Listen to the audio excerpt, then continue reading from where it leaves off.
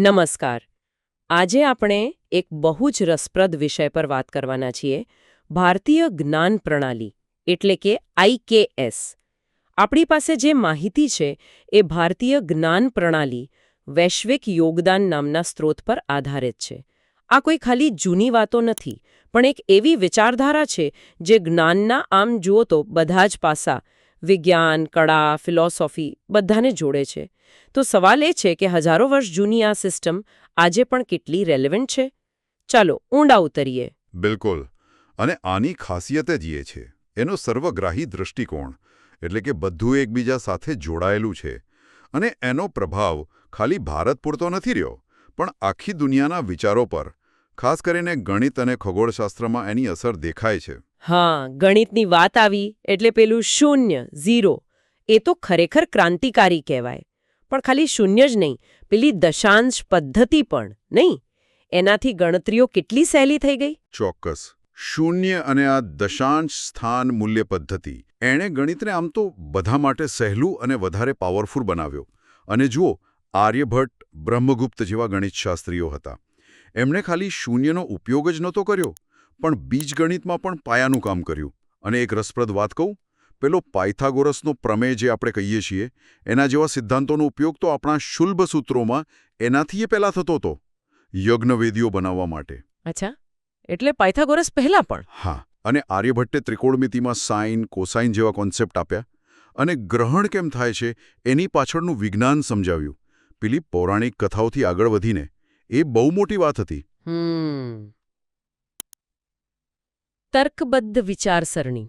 ગણિત, ખગોળ, પછી હવે આરોગ્ય પર આવીએ. આયુર્વેદનો ઉલ્લેખ છે, જીવનનું વિજ્ઞાન, 5000 વર્ષ જૂનું.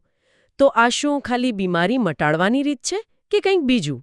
ના ના, આયુર્વેદ એનાથી ઘણું વધારે છે. એ બીમારી મટાડવા કરતાં સ્વાસ્થ્ય જાળવી રાખવા પર, મતલબ કે પ્રિવેન્શન પર વધુ ભાર મૂકે છે. એનો મૂળ સિદ્ધાંત છે ત્રિદોષ: વાત, પિત્ત, કફ. શરીરમાં આ ત્રણેયનું બેલેન્સ જાળવવું. ચરક સંહિતામાં દવાઓ અને નિદાન પર ફોકસ છે, જ્યારે સુશ્રુત સંહિતા તો શસ્ત્રક્રિયા એટલે કે સર્જરી માટે જાણીતી છે. સર્જરી? પ્રાચીન ભારતમાં? હા, અને કેવી સર્જરી! સુશ્રુતે પ્લાસ્ટિક સર્જરી, ખાસ કરીને નાકની સર્જરી અને મોતિયાબિંદ જેવી જટિલ ઓપરેશનનું વર્ણન કર્યું છે.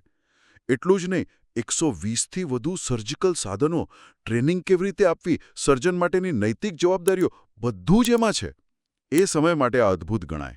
ખરેખર અદ્ભુત. શરીરના જ્ઞાનની જેમ પદાર્થોનું જ્ઞાન પણ એટલું જ પ્રભાવશાળી લાગે છે.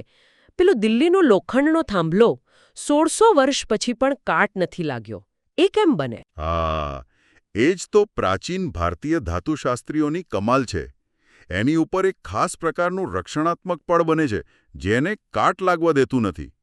અને બીજું, પેલું વુડ સ્ટીલ.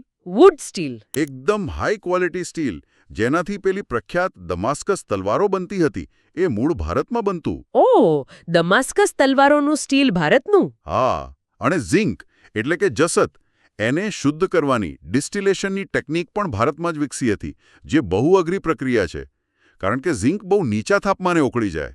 આનાથી પિત્તળ જેવી મિશ્ર ધાતુઓ બનાવવાનું શક્ય બન્યું. અને આ બધી આવડત પછી બાંધકામ, સ્થાપત્યમાં પણ દેખાઈ હશે, ખરું ને? બિલકુલ. સિંધુ ખીણના શહેરો જુઓ, લોથલ, મોહેન્જોદરો. કેવું સરસ આયોજન, ગ્રેડ પેટર્ન, ગટર વ્યવસ્થા. અથવા તો પછી આપણા ભવ્ય મંદિરો, બૃહદેશ્વર મંદિર કે કોણાર્કનું સૂર્ય મંદિર. એ ખાલી કળાના નમૂના નથી, એમાં એન્જિનિયરિંગ અને ઘણીવાર તો ખગોળીય ગણતરીઓ પણ જોવા મળે છે. હા, પેલું વાસ્તુશાસ્ત્ર. બરાબર. વાસ્તુશાસ્ત્રના સિદ્ધાંતો. એ ખાલી દિશા નથી જોતું, પણ ઊર્જાનો પ્રવાહ, પંચમહાભૂતો સાથેનું જોડાણ, પર્યાવરણ, એ બધું જ ધ્યાનમાં લે છે. આપણે એને પ્રાચીન ઇકો ફ્રેન્ડલી ડિઝાઇન કહી શકીએ. આ બતાવે છે કે જ્ઞાન કેવી રીતે બધું એક સાથે જોતું હતું: વિજ્ઞાન, ટેકનોલોજી, કળા. પેલી 64 કળાઓની વાત પણ છે સ્રોતમાં. 64 કળા? એ શું છે? એ ખાલી લલિત કળા, સંગીત, નૃત્ય એટલું જ નથી.